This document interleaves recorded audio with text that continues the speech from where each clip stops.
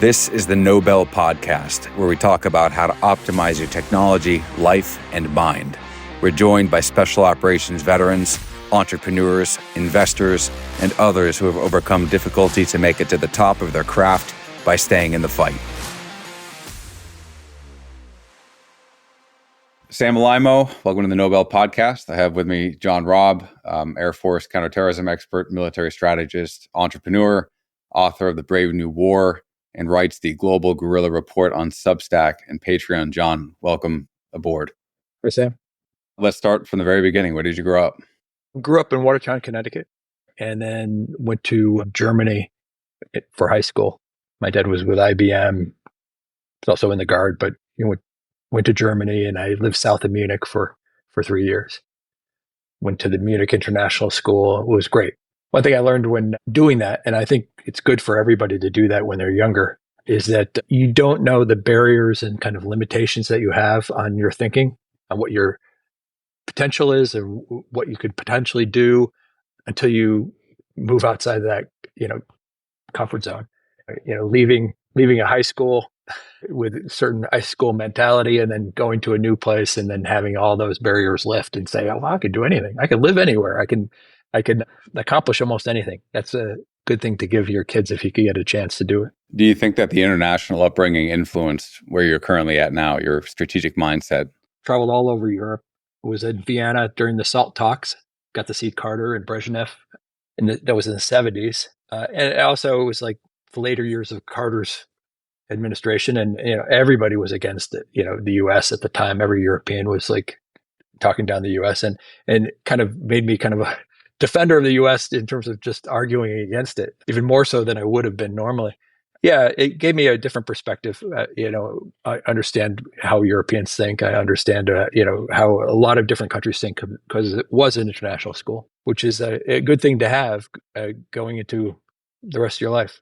What was the earliest memory you have of wanting to join the military? Well, I mean, I have a military family, so everybody's involved. My two younger brothers followed me into the Air Force Academy. One is just retired from the NSA. He ran all their hardware. And the other one is retired as a physical therapist, works with special ops, now working with the Marines on concussion recovery. And then my father was in the Air National Guard, and it was kind of part of our life. He was flew fighters for the Vermont Air National Guard, and then flew C-130s for the New Hampshire Air National Guard. Was the chief of staff for that unit. My father-in-law was a navigator on Buffs during Vietnam. My uncle was flew fighters in Alpha carriers in Vietnam. And then his son became a Marine aviator, flew F-18s. And my brother-in-law married my sister. He's an F-16 jockey, lives in Michigan. So it's all military. So it was kind of the thing to do. And I always, had a desire to launch myself in the military. One of the things I saw from people going through the civilian side was they didn't know what they were going to do. When you see a senior graduating college and they have this look of fear in their eyes, you go, okay, well, I don't want to go through that. I would like to have kind of my path set. So that was one of the reasons why I joined the military. And the other was I wanted to become an astronaut. Funny thing at the time. And the only place that offered astronautical engineering that I could find was the Air Force Academy. And so I, in part, joined to take the astronautical engineering degree and then go into flying and then potentially get into test pilot school and then combine that into an astronaut slot. But unfortunately, halfway through pilot training for me, the shuttle blew up and the program died. And then I started talking to the astronauts in the program and they were like, this is the horrible thing. You never want to join because if you're not going up, they start doing tests on you, like injecting air bubbles into your bloodstream to see how your heart would respond. And they go, you don't have to do this, but if you don't do it, you're yanked from the program. And so these guys are like, okay, so bitter. I'm so angry. And I thought, okay, not for me. So didn't go that track. Yeah, the military's been great. It's great to have that kind of trajectory, know where you're going to go, and then you get a bunch of skills and you get a bunch of experience operating independently, operating within organizations. It's good stuff. Last time we talked, you brought up your uncle and experience in Vietnam. Can you give us a story? Yeah, he didn't talk about it much until later in life, but he was shot down in Vietnam, over North Vietnam, coming back from a mission. He's about 20, 30 miles off from the coast, back to his carrier. And apparently his plane was damaged. It wasn't going to, it took some damage from a missile, I suspect, proximity. And he ejected, came down, and successfully landed, packed up his chute, called in his location, said he was alive. He was going to head up to the top of a hill. He gave him the coordinates, and they started sending in to helicopter to go rescue him. Started to make his way up the hill, and he got about 2/3 of the way up, and he heard chatting and some people up at the top of the hill, and he goes, "Okay, that's going to be NVA regulars, and I'm not going to go up there." So he sat tight and waited until he heard the helicopter, and he heard the helicopter coming in, and he broke some smoke and said, "Don't go up to the top of the hill. I'm part way down." And they came over, dropped the penetrator. He hopped in, and by then the regulars at the top of the hill started running down, shooting at the helicopter. And then as he started to raise above get above the canopy, they started shooting at him. And one of the bullets apparently hit the cable that was pulling him up, and it didn't fully snap it. It just frayed it enough that it got caught in the winch. So they secured it in place. And here he is, 20, 30, 40 feet below the helicopter with bullets whizzing by. And then the pilot's like, "Okay, we're going." And they hauled him out while he's, flailing in the wind out over water. And then they dropped him in, and the SEALs dropped in and picked him up and got him back. So it's a pretty hairy story. He became pretty liberal after that.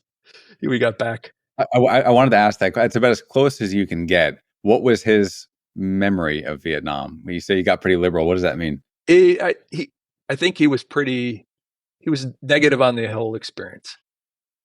And I think it kind of, that whole personal experience kind of clarified it for him.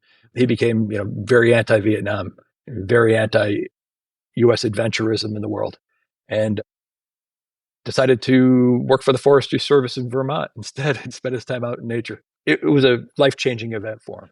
So from that, you went to the U.S. Air Force Academy to become a pilot. You want to talk about what you did in the military? Got out of pilot training, spent a couple of years of flying C-130s and mostly Europe, Central South America, and Middle East. But it was very vanilla stuff where you get, the standard control where you call in before you take off, and you call in once you get up to altitude, and that whole thing. And then I got recruited into a special access program to do a different kind of flying, more in, getting teams in and out of countries, a lot of night vision work, non-inventory aircraft, that kind of stuff. Yeah, that was a completely different experience. So I spent 5 years doing that, living on a beeper, 2-hour recall, 220 days a year on the road, lots of work in Central South America, some in Africa, some in the Southwest Asia. Yeah, it was a different experience, flying a lot of night vision goggle work, really low level, 50 feet, back with those old night vision goggles where you're 2200 vision. But, being able to do that kind of navigation to get you, after 6 hours of flying over canopy, to land on a road, infrared runway on a road within, 30 seconds of the desired time, and do it consistently. Yeah, that was a big challenge. So, it was a different kind of program. It was more staying unnoticed, getting into a place that politically you're not allowed to be, getting a team out, getting a team in, getting people of interest out, or, people who were like evacuating, say an embassy. There were some staff out that were at risk. Yeah, it was a challenging mission. What time are we talking about? 90s? Late 80s, early 90s. So all the programs in that space came out of the disaster in the desert in Iran, and during the failed hostage rescue attempt there. And so they started a whole bunch of programs, lots of them wild, and got wilder as the defense budget built up in the 80s.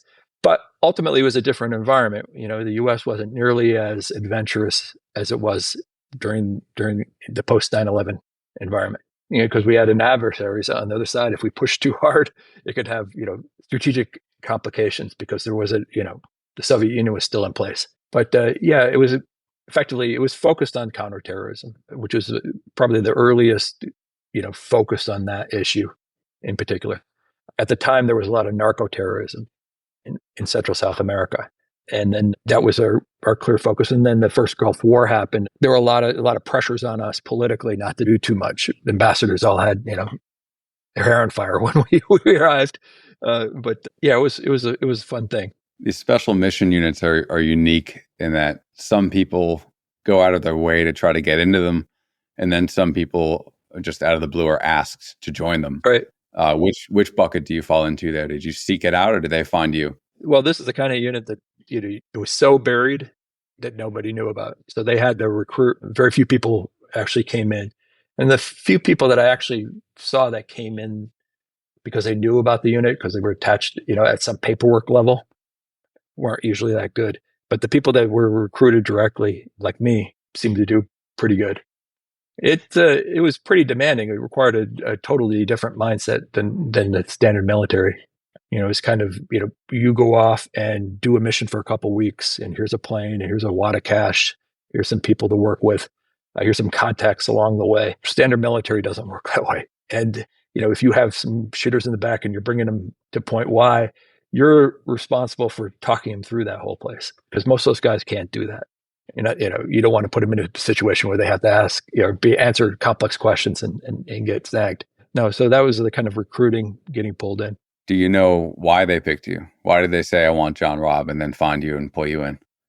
I mean, I'm not the best of employees. I'm a very entrepreneurial kind of streak, and I kind of tend to try to make decisions on my own and, question a lot of stuff. So I think that it was part, this guy is hard to handle, and part, which is exactly what they happened to be looking for, is somebody that could think on their feet on their own. So it was kind of a good mesh. Okay. So, I mean, that's interesting. Can you give like one example or two examples, concrete examples of a mission you did, maybe a difficult landing, something pretty wazoo? One of the last missions I did, and I flew up to the end, which is kind of unusual in the military because they tend to, as soon as you put your papers in, they yank you about 6 months out.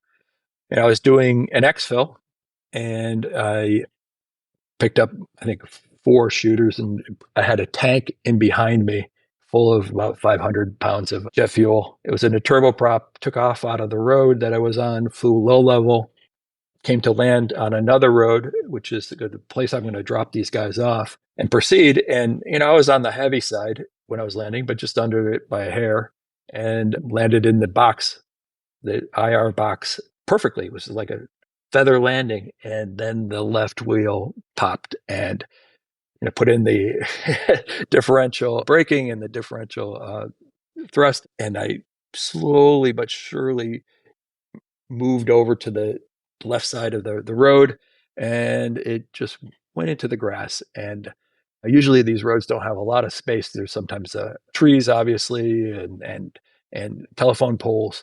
In this case, we stopped, and there wasn't any big boom or anything. And we got out and looked, and there was the nose wheel was just about 1.5 feet, 2 feet away from a culvert, one of those big, concrete culverts with the big tubes that go underneath a road. Well, the front end, the feed end, was right in front of us. So we would have dropped about 20 feet down. And with turboprops, that would have gone, with all that fuel, it would have just been boom. It would have been a mess. One of the things that helps is if we're pretty lucky. Yeah, I tended to be pretty lucky on a lot of this stuff. This makes me wonder, you had to have been pretty jazzed up on some of these missions, the horrible night vision goggles, the difficult landings off-road. I'd imagine you were extremely locked on and engaged and on point. I wonder if you think about that sometimes post-military. Have you been able to attain that sort of peak optimal cognitive engagement? Do you think about that? Have you been able to replicate it? Oh, yeah. I mean, I think a good portion of my life was post-military is trying to find ways to replicate that so I can get work done at a peak flow. But in the post-military environment, it wasn't just actually getting things done for me. It was also being creative, trying to come up with new stuff, new strategies. Like the indirect approach to solving a problem that was complex. And often I could come up with creative solutions to things that would be too expensive or too difficult to challenge head on. But getting to that point is really tough. I've always thought that being creative is all great. And, a lot of people are creative and stuff, but being a pragmatic creative, meaning that the experience actually flying and trying out new things, but being constrained by the environment and knowing that if you screw up, it's going to blow up, was a good thing I took on. And, as I started to create things, as an entrepreneur in business and everything else, trying to come up with really innovative solutions, but they're always pragmatic at core. They always, try to conform to reality to the extent possible. You can see a line on how to actually pull it off. And that's not something you often see in people who are coming from academia or other places, because they don't have that threat, never experienced any real world danger, or weren't out in the operational environment where that kind of mindset was forced on them. So they don't have that constant eye out for seeing the practicality of actually what they're doing. I've seen it a lot. Some of the best or maybe most effective thinkers are those who experience what you're talking about, where they know that one bad idea could literally lead to broken bones or loss of life. And that is something you don't easily forget. And when you move into the realm of thinking and of philosophizing and of strategy, it tends to ground those high level concepts and make them more applicable in the real world. So you did that. You decided to transition out at some point and go to Yale Business School. Can you talk about why you decided to get out, and then what was the value in business school? Well, I was a kind of conventional career pathway, so there wasn't a kind of a natural follow-on. I could have stayed in my current unit and did more instruction and maybe transitioned to the paperwork end for a little while, but it was pretty much more of the same. We really weren't going to be welcomed anywhere else. Once you've kind of broken the mold inside the Air Force. And I was also on my primary driver, though, was that I was on the road 220 days a year, and I had two kids, and I was seeing them in snapshots, like seeing my son a month later, he's bigger and talks more, and then again and again and again. And that wasn't the way I wanted to raise my family. So I figured, okay, well, I could try to exit after 20 years and try to remake my life then, or I can do it now when I'm younger and have more opportunity to get it wrong a couple times and then come out correct. And so I did. I jumped out. All my friends were going to be pilots in the airlines. And one thing I didn't fully anticipate was that after the first Gulf War, all the airlines stopped hiring. They padlocked their doors, and everyone was on furlough. And the furlough was going to last a couple of years. So, okay, I kept on pressing on that for a little while, and that didn't work. And I had to kind of come up with alternative solutions. So business school, it seems to be, from what I've seen, I did the same thing. Post-military business school is an opportunity to kind of reset, get your eyes on many different domains, many different functions, talk to different people, get different backgrounds, and make a decision. What advice would you have for veterans who are thinking about business school as well? It was number one on my radar at the time, but I was, a lot of things are happening. A lot of opportunities often come from chance encounters, because you're out there and as long as you're out there and you're listening, you can hear these chance encounters and actually act on them. In this case, it was a doctor I was seeing for my eye doctor. And then he mentioned he was a Yale grad in medical school. And then he thought I would do great at the Yale Business School. He goes, "It's perfect for people like you. I mean, you fit that mold." And then the more I thought about it, it was like, okay, I have a lot of gaps in my knowledge of business. I was just thinking warfare constantly for the last decade or two, even as a kid. So I had to go back and kind of reset my thinking and kind of get exposed to the economic world. And I applied like 2 weeks before the cutoff of Yale Business School. It was the only one I applied to, and I got right in. And happened to be close to where I was living, at the time, and next to my parents. And then I was able to commute in, and it was fantastic. It was less of an aggressive business school. It was a kind of an international, and it had a pass-fail system. People weren't competing for grades or high honors or anything like that. And it was a great time to just think about where you wanted to go. And there was a good finance section. I was, doing all the finance stuff to maybe go down and trade derivatives on Wall Street. And that was a fantastic experience. And it matured me in a big way. there weren't a lot of military folks, but there were two Army guys that were there with us, and I think both of those guys went into finance. I was thinking finance too, and I at the last moment, I was looking at Citibank job trading derivatives, and the idea of wearing suits all the time and living in the city was it didn't ring for me. And then I saw the cool thing was that at the time in 94, 95, the internet was still new, and the big schools had internet access, unlimited internet access. And you could just dive into it. And I got involved early on with the internet, and I thought it was the coolest thing. And I was like, this is like where everything's going to happen. And I saw this article in Wired magazine, which was Wired was a bi-monthly at the time before it got relatively famous afterwards. And one of the articles in there was an interview with a guy called George Colony, who was the CEO of Forrester Research, which is a kind of strategic technology research company based in Cambridge, Massachusetts. They asked him what he did all day, and he said, well, I sit with my feet up on the windowsill looking out over Harvard Square, thinking about the future of technology. And I thought, man, that's the best. I would love to do that. That sings to me. So yeah, I just took a winger and applied to them. And strangely, the way I wrote, my natural style, this paragraph bullet style, very logically structured, walks people through the argument from small to large, was their internal style of writing. And they had a bear of a time trying to find people who would actually write in that style. They most likely wanted to do essays and things like that, meandering things. And I went through the interview process, which is, the standard, meet everybody, meet the directors, have lunch, that kind of stuff. And the final thing, probably the toughest part of the whole interview, probably the toughest interview I've ever been in, was a 15-on-1 defend your idea, defend your thesis kind of thing. I had to write up a 2-pager in their style, a brief on a topic of my choice. And it was an analysis of Iridium, this Motorola's satellite telephone system. 15 whip smart analysts and the CEO all trying to pick me apart for 2 hours. And I got through it. And, it was a good experience, being able to actually think on your feet and respond in an appropriate way, knowing the topic. And that whole first job is a tough transition. And luckily, I was just brought in, and they said, well, you're smart enough and you can handle this stuff.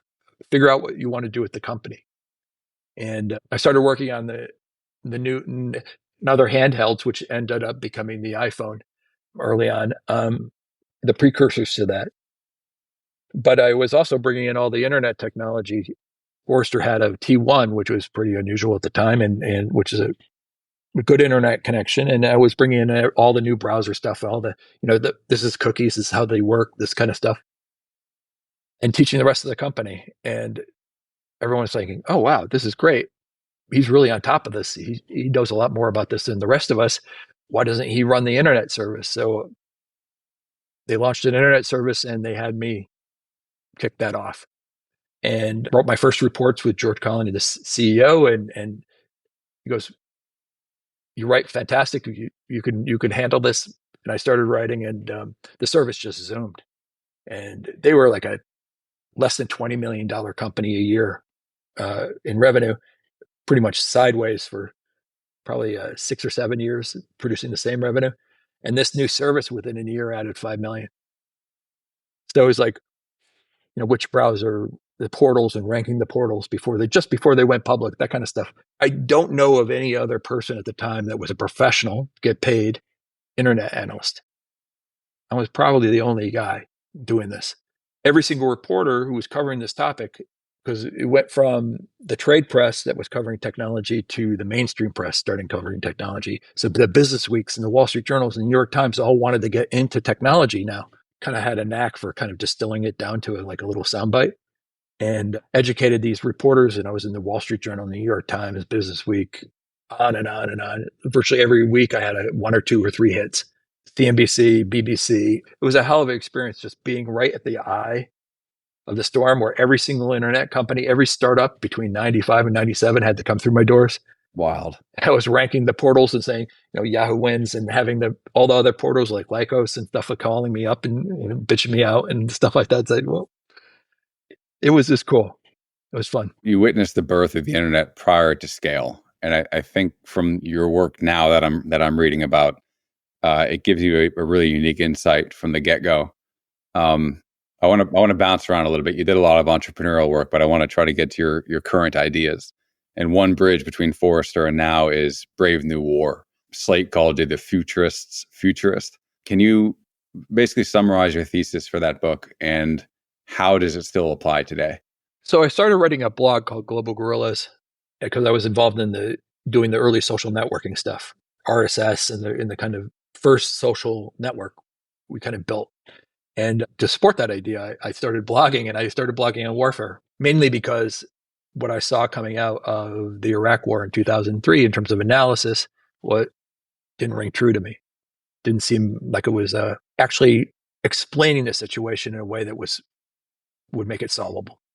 And things were spinning out of control.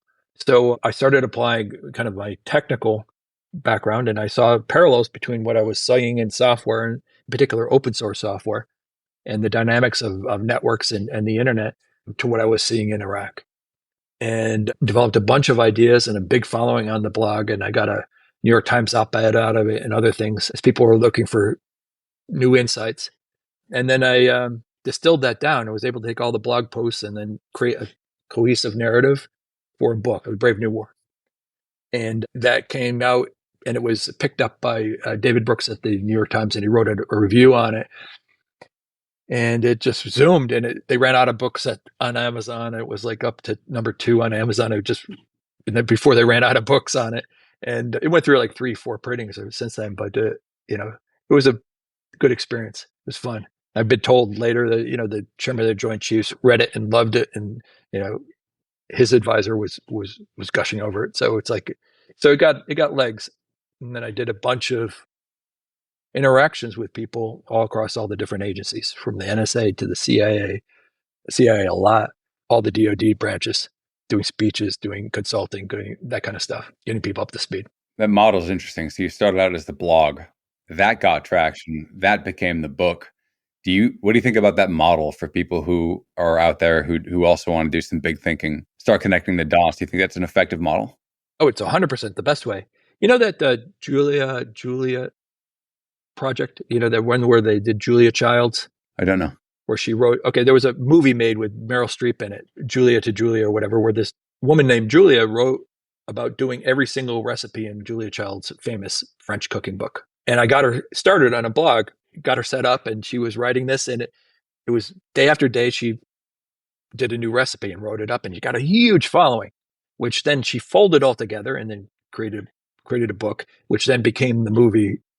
Trying to come up with a book based on a bunch of notes or just, from a cold start is incredibly hard. You might have a core idea, but all the stuff that supports all the logic is hard to come up with. Best way is to do it in pieces on a blog. And you do it in public because that forces you to get beyond writer's block. Writer block is this thing where you have a higher standard for your work than other people do. Right?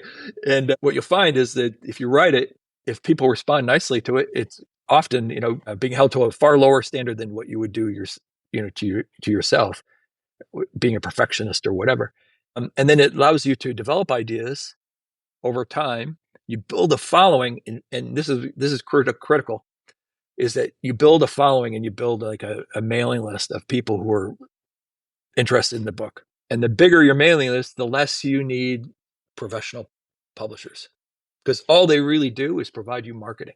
They don't do anything else. Used to be getting you in bookstores, but that's not even the case. If you have your own mailing list and you have 20 or 30,000 people that follow you, you don't need them at all.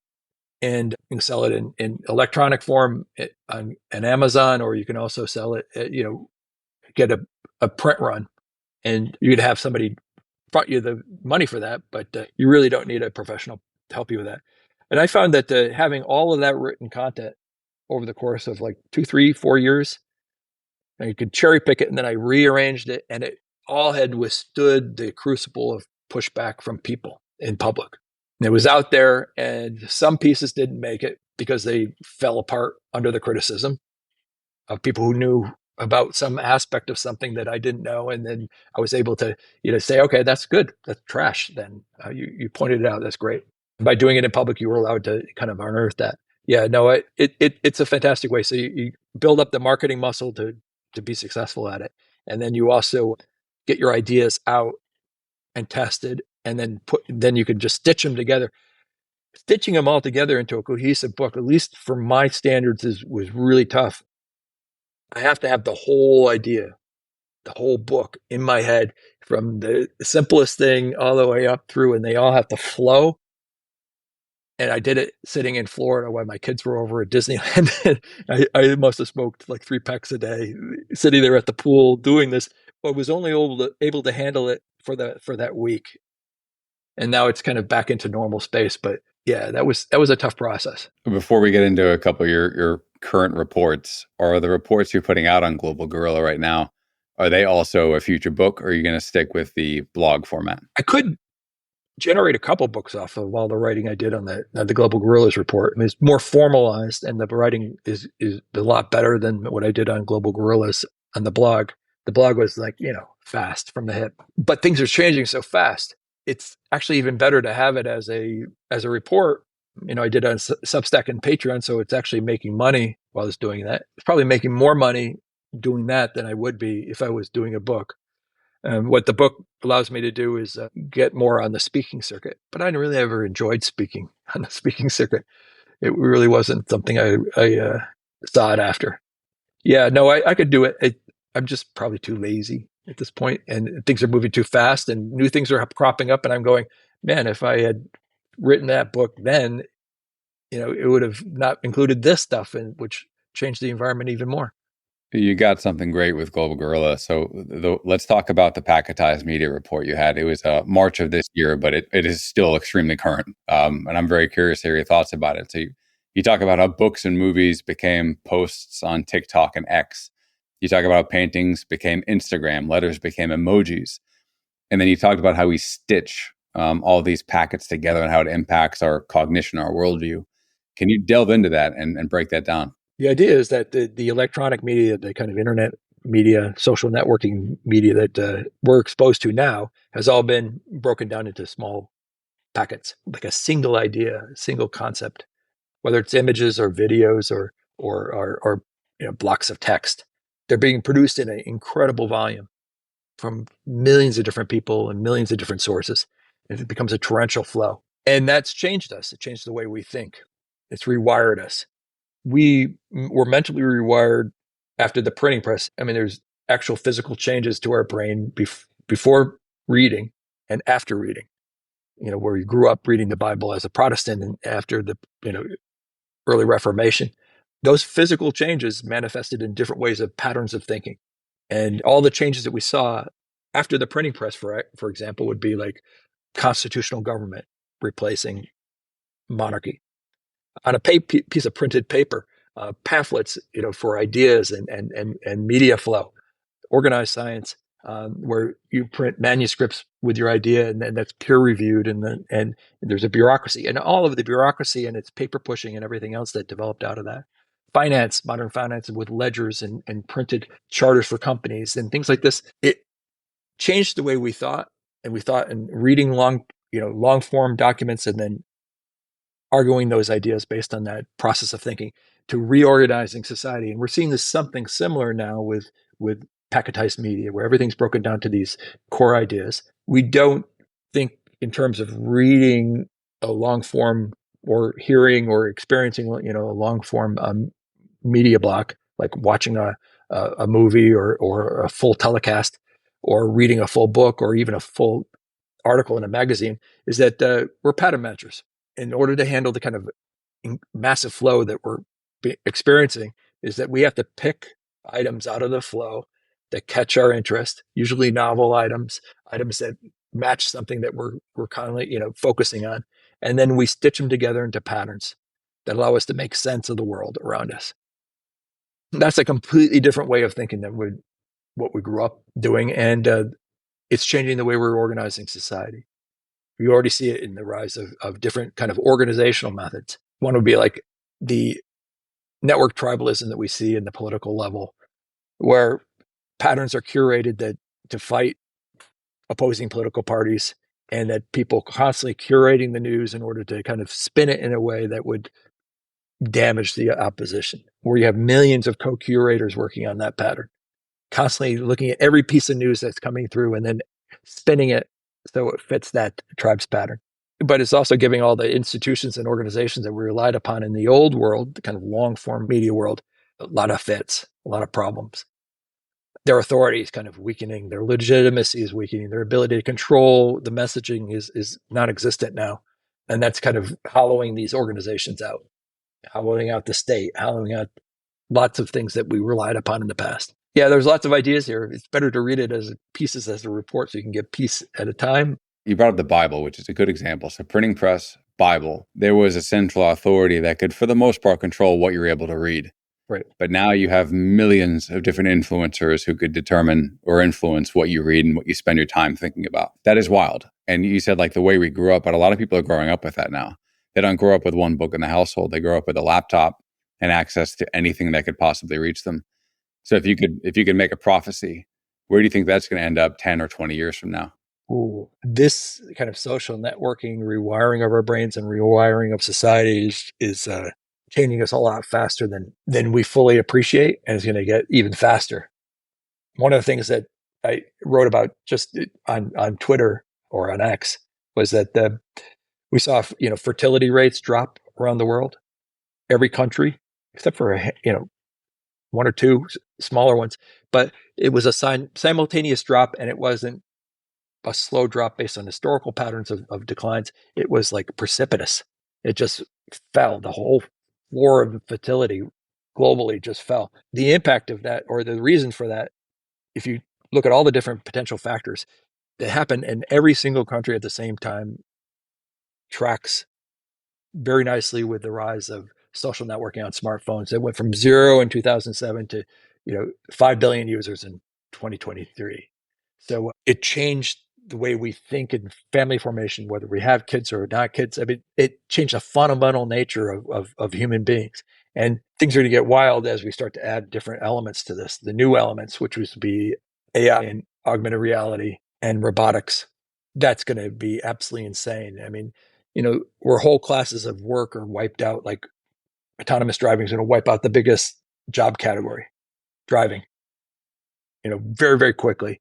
And then robotics is going to wipe out a lot of the kind of physical labor that we do. And tutoring, getting a constant tutor from an AI that will produce substantially better results than you would get from any kind of mass education. And you can have that AI tutor tons of people. Prediction is going to get nuts. The old structures, the old institutions, the old states aren't doing well. You can see it fracturing across the West. They don't have a solution. The countries that are gearing up to kind of survive this, they're doing it in the wrong way, but they're doing it. It'd be China. They focused on a very narrow cultural interpretation, and they're enforcing it. And they're enforcing computer time limits and gaming limits and all this other stuff. And they're doubling down on trying to say, okay, this is our cultural view of what a family and a society should look like. And they're locking it down because they don't want to be ripped apart by the changes underway. And they're being very repressive about it, which is the downside. Yeah, the big problem for us would be that everything falls apart because everyone's just like going off into the tall grass, screaming with their hair on fire. That would be a cosmic irony if the only nations that survived were the authoritarian nations, and the liberal democracies imploded just from being torn apart in all these different directions. That would be wild. I think we're going to get to that. I do want to talk about your 2024 election one, but before we get there, the next step would be the Israel pager attack. You had some really interesting thoughts there. And you talked about how the technology that we surround ourselves with can then be turned against us and weaponized against us. And it's even more interesting when your prior example about the Bible versus a million different influencers, it can happen selectively and targeted. And then number two, it undermined trust in the global supply system, which makes sense because if we look at our smartphone every day and there's a possibility that it could blow up, that changes things quite drastically. Can you talk about your main thesis in that piece and kind of how it impacts us going forward? Right. The systems disruption was something I wrote about in Brave New War, and I've written about since. It's a way for small groups or individuals to to fight above their weight class. They could, if you disrupted a network, you can amplify the effects of your attack. And I've seen returns on investment, for every dollar invested in the attack, up to 1,000,000 to 1.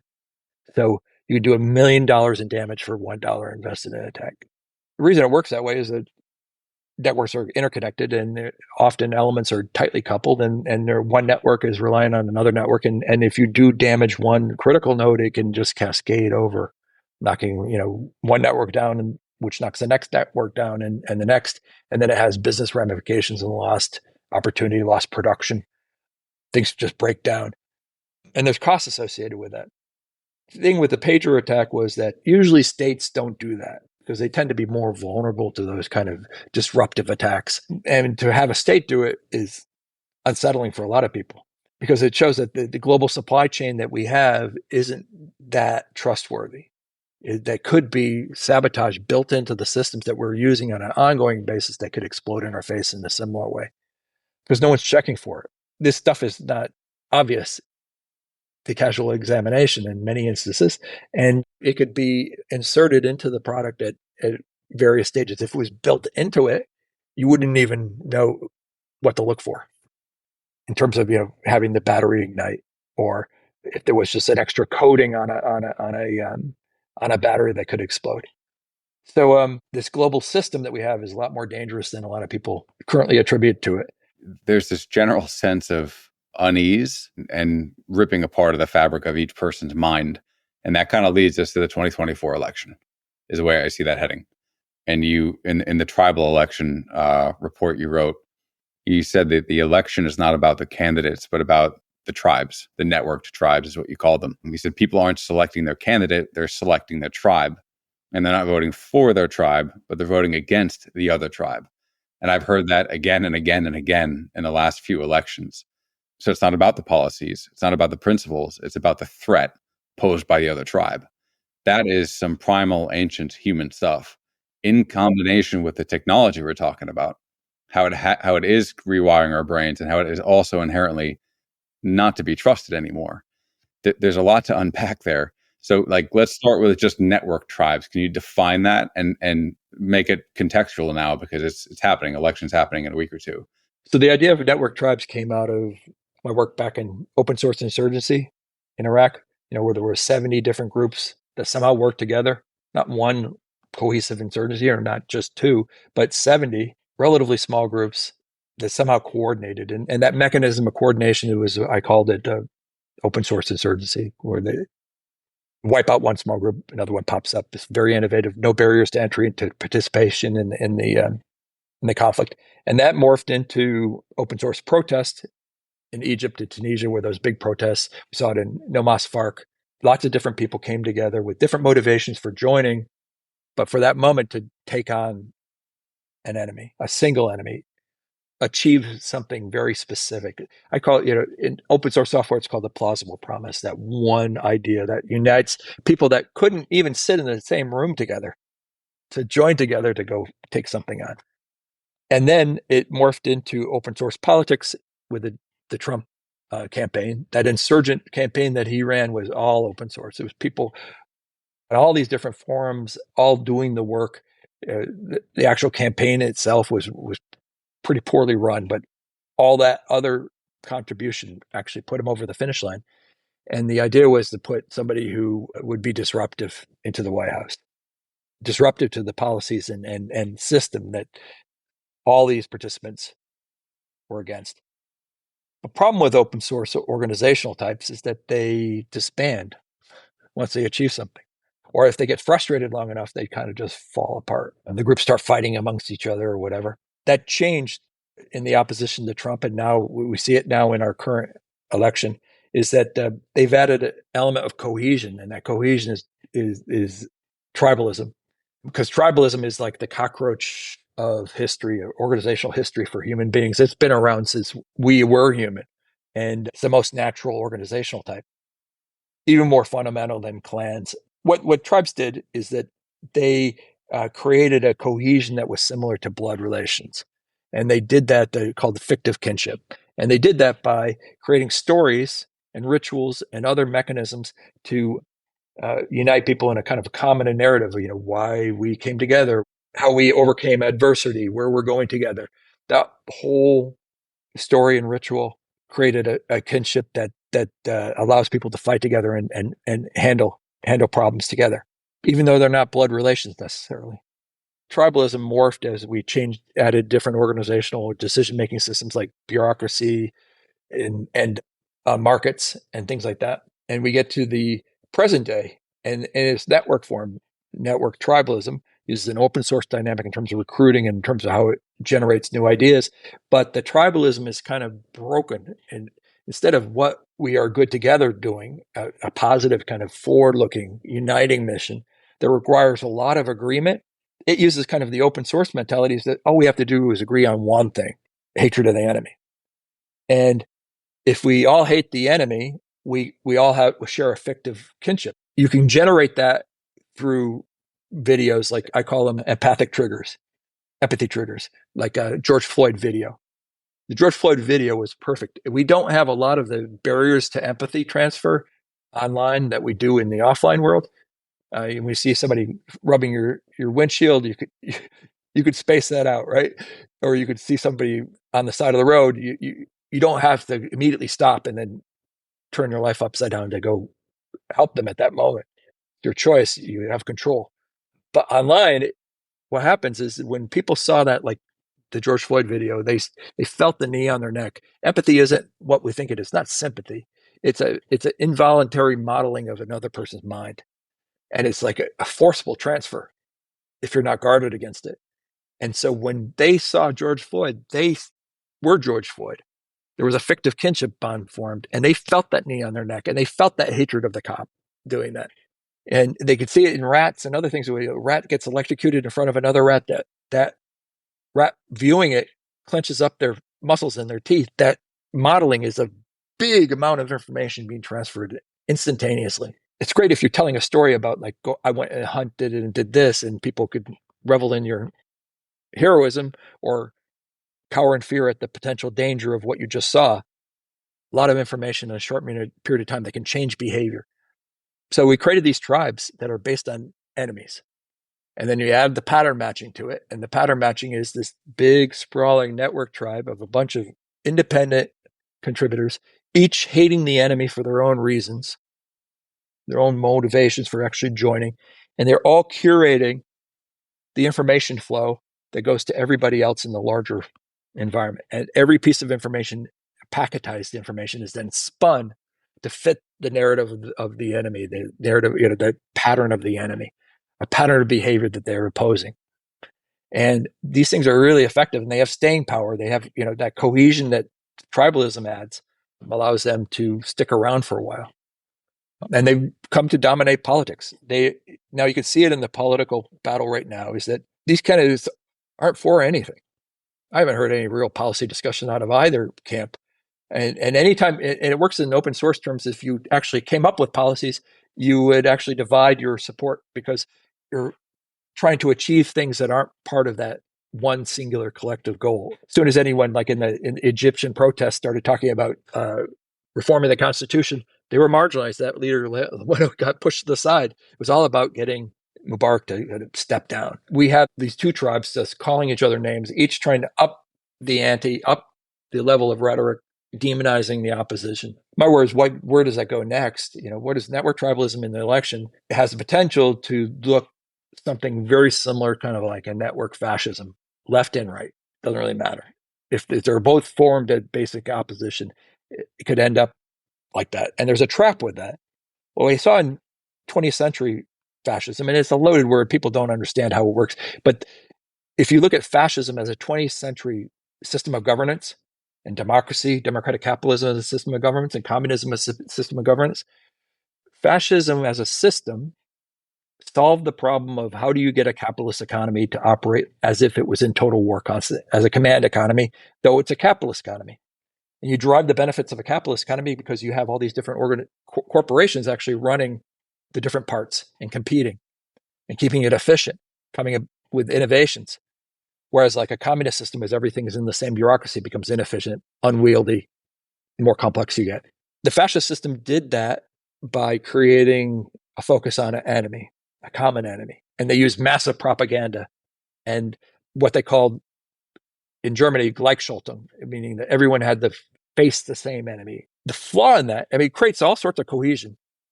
And we're seeing that now with the network tribalism. It creates an incredible amount of cohesion focusing on the enemy like that. The flaw in that approach is that you have to keep on upping the ante. You have to keep on cranking the rheostat on it to make it the enemy even more vicious and more existential and more imminent in terms of their danger. And it's directed against internal and external enemies, right? And if you end up like Germany, you end up killing, 17 million people domestically, and you end up at war with every country in the world almost, right? Because it runs out of control. It can't be stopped. It's your source of cohesion, yet any argument against it is you become an enemy of the state. The internal flaw is it blows up. It's inevitable. It's an unlimited escalation. I wrote like 2021. I was like, okay, I'm worried that the kind of network tribalism we're seeing at the political realm could actually have effects on war and peace globally. And I wrote a thing saying I think Israel is going to be the first target. I already see a shift when they were doing, killing off the peaceful protesters when they were trying the non-violence approach, and Israel was shooting the protesters.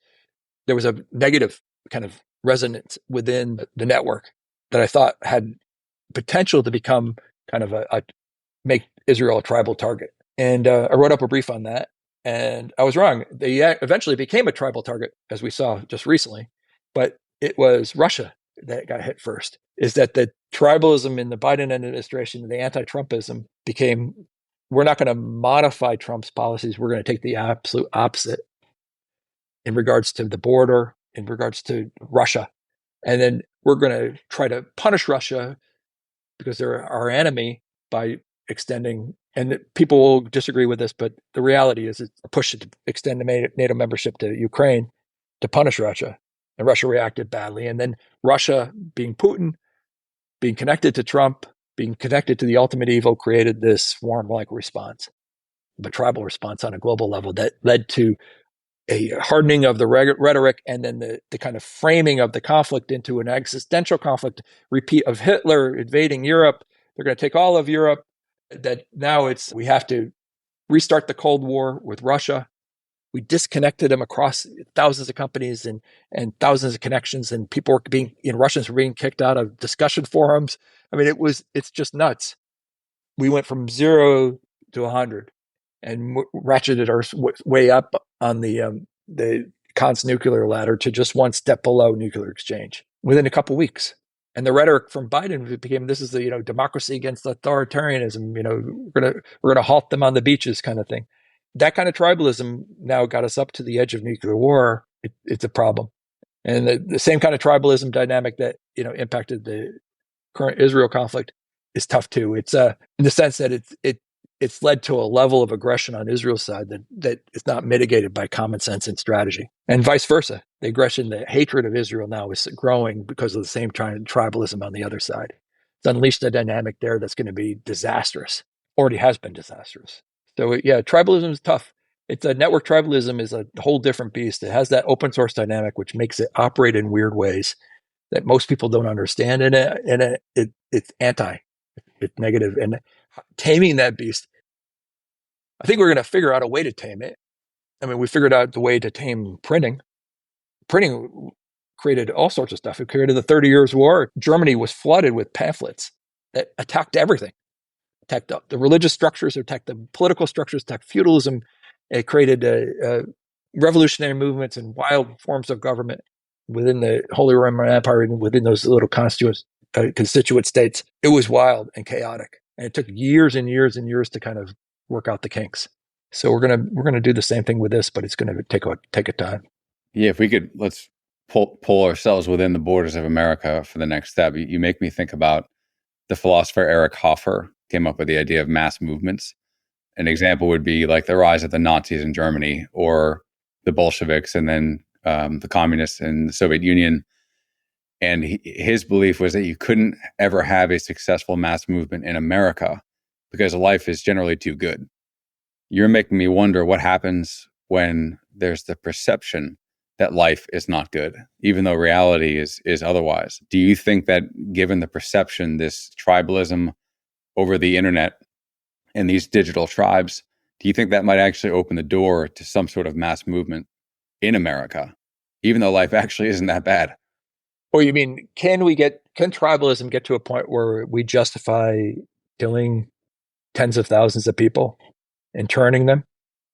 Just what happened to Israel. We just did it. People have said no problem with that. I mean, they have no problem, seeing 40,000 people snuffed out. They justified it like that. So to that extent, I mean, I'm not going to try to argue one way or another on whether it was justified or not, or whether they were efficient. I thought it was kind of sloppy personally, but the idea that we can find a way to justify mass killing internally and go to war with everyone externally is certainly there. And we'll find a way in our heads, in our network logic, and the way we spin the information to justify killing that many people. Whether it's MAGA heads, they're being killed, or whether it's people who are Antifa on the other side, or immigrants, or illegal immigrants that it came across. So it's like, it can be justified in this environment. My confidence that it wouldn't be is pretty much shot at this point. I didn't think we would get into a new Cold War. I thought, how stupid can we be? But I underestimated the level of confusion and mental degradation collectively that got us to that point. We're in a new Cold War. And eventually it's lining up to be a new Cold War with Russia, China, most of the rest of Asia, most of the Middle East, lots of countries in Africa and Venezuela, Cuba, a bunch of other countries. And they'll get drones and everything else. It's going to be one contested space around the world. And we're not prepared to beat that. We don't have the internal cohesion, necessary to pull that off. I mean, we're going into this without even the positive, internal narrative. We spent the last 20 years ripping down the American narrative that we're better together, that we're fundamentally good, and we try to do the right thing. That's all been crashed, ripping down statues and wiping out narratives. What that means is we don't have the cohesion that we needed, to actually engage in a high conflict world. That's kind of depressing, but yeah, we went from just normal stuff like, life experience all the way up to the nutty stuff that's going on now. It keeps it interesting. That's opportunity as well. So let's pivot to a more positive note. So we talked about a possible way to solve that and prevent this catastrophe. You could look at the authoritarian route that China is doing to maintain their culture, which is certainly not like the right way to do it, but a way to do it. You came up with a concept of resilient communities, and I think that's probably a way to do it in a free system without that top-down authoritarian impulse. And it seems like that resilient community would take care of the packetized problem, manage to control some of the negative aspects of technology and what it can do to us, and even kind of dismantle some of these network tribes. So just to end on a positive note, like a few minute summary of your concept of resilient communities and how that brings it back under our control. General concept is that you decentralize control. You do that through, having digital rights and making the digital world concrete. So you have speech rights that are protected and can be resolved through that common process, whether you're on a company site or you're on a government site. The other piece would be data ownership. Is that data is the oil that fuels all the AIs, right? So if you have data ownership, you have a piece in this new economy, and then you have some control over where that data goes. But you can also get royalties and other things. But data ownership is like a key element. It's like owning your own land. It's like having your own plot. And I'm not talking just data in terms of your address. I'm talking about everything you do, your facial expressions, your movement, everything you say, your voice, your house, everything in it. It's all data that can be used to feed AIs. And AIs have an unlimited appetite for that. And they're the most valuable technological artifacts around. And then pushing a lot of the production and control to the individual and community level through resilient communities, meaning that the communities actually have a degree of production capacity across a variety of different things for energy and water and food, that if things do disconnect and we become more turbulent, where there's intermittent disconnection, that the community can weather it and handle it. But that independence, ability to produce, also provides you a certain degree of independence. And some of the tools that you would need would be open source. It's like open source AIs, critical piece here. And if AIs are going to be so good in tutoring your kids, you want some control over them. You want a local instantiation of that AI. And you can run AIs on a beefy PC now. Having a control of the AI, you can actually control, the value set that your kids are going to get out of that tutor, rather than relying on some central organization, some corporation, or some government to kind of dictate that. And what we've seen in schools recently is probably a good thing that you take control. And a lot more of kind of local production. One thing I found when I did a lot of lawnscaping, turning a lawn into a little mini farm, not too close to the house, obviously, because you don't want the rodents and other things in there. It's a lot of work. A lot of the AI and robotics and other things are going to help that. A lot of really cool things that will plant for you and harvest for you and care for things. And that gives you a lot of leverage at the local level. Batteries at scale, inexpensive, give you a lot of leverage over control of power. Getting more control at the local allows us to weather a lot of the kind of disruptions that are going to occur at the global and the national. Makes it possible for us to say no if they go too far. But without that, you don't want to get into this kind of centralized authoritarian system, because the corporations have already built a system that could be the most repressive authoritarian system ever devised. I mean, by several orders of magnitude, would make anyone in the DDR and in the Cold War, East Germany, salivate, because it doesn't require the bureaucracy necessary to implement it. It could be done all from AI, a scalable AI that can watch every single conversation simultaneously in real time and redirect you and chastise you and note for future kind of limitations on what you can do and what you should be able to accomplish. I'll wrap it up with one last question. A couple books that have changed your life you'd recommend? I like all the original writers better. When I read about a scientific discovery, I try to go back to the original scientific discovery and figure it out. One thing that was really pivotal for me is reading the collected works of Nietzsche, every single book he wrote. Oh, nice. Yeah. Yep. And it's a lot of writing. It's a lot different than you get portrayed. Most people have the will to power, but that was kind of a collected thing by his sister. All the other books are a lot more interesting. But the idea of actually philosophizing with a hammer, I love that. And then I read the Schopenhauer and the Dostoevsky, and all the old Plutarch's Lives was great. Xenophon's Anabasis was awesome. Of course, you read the Iliad. More recently, in the last 20 or 30, though, I've been reading more science fiction, at least the old ones. And that helped me a lot in terms of thinking. Guys like Bruce Sterling was amazing. Wrote in the 80s and 90s in particular. And his book, like Islands in the Net, amazing. Gibson was good. Stevenson was good. It was early Stevenson. If you want to think about how, in terms of technology changing so quickly, you got to read that stuff or you'll fall behind. One of the things I would always want to do is I always want to write a science fiction book, probably next. And I have the idea, the environment, and some of the plot down. Just haven't committed it to paper yet. And I have some ideas in terms of how AI, augmented reality, and networks all interconnect to create kind of this opportunity space, which I think would be positive for us, which would be cool and different than the way people are approaching things. And if I can crystallize it in a way that's compelling, I think can get people to move in that direction. I look forward to it. A lot of your writing is showing that the differential between sci-fi and reality is shrinking a bit, but I imagine with creativity, it could be good. This was awesome. How can people follow you in your work? At John Robb, JOHNROBB on X. And then I have a Substack, Global Guerrillas Report, and a Patreon, Global Guerrillas Report. The Patreon also has like a Discord site attached to it. It's more the older crowd. The people have been following me for a decade or more. I write a report every 2 weeks, hopefully. Try to get those out, an occasional podcast. Then I promote it. It's easier than running my own podcast. Anything else you want to add before we wrap it up? Be a pattern matcher. Don't try to take it all in at once, just to pull the useful items out of it. If anything I do with my work is I try to help people frame a complex, rapidly changing world in a way that, makes sense for them to be able to make good decisions. So my primary clients at Forrester and other places were CEOs that were frozen because everything was changing so quick. They didn't have any way of comprehending or planning out into the future. And I gave them some frameworks that they didn't agree with 100% of it, but it gave them a starting point so they can actually see a trajectory forward and then make decisions. And I'm trying to do that with people every day with my writing. Just give them a framework, give them a point of reference that they can piece things together, a pattern, or understanding how something works. That's useful and actionable.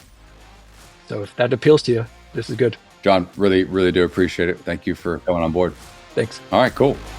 That's it for this episode. If you want to check out more from the podcast, head to zeroeyes.com/Nobel, where you can see show notes, read more about our guests, and suggest guests or topics of your own. Until next time, stay in the fight. Don't ring the bell.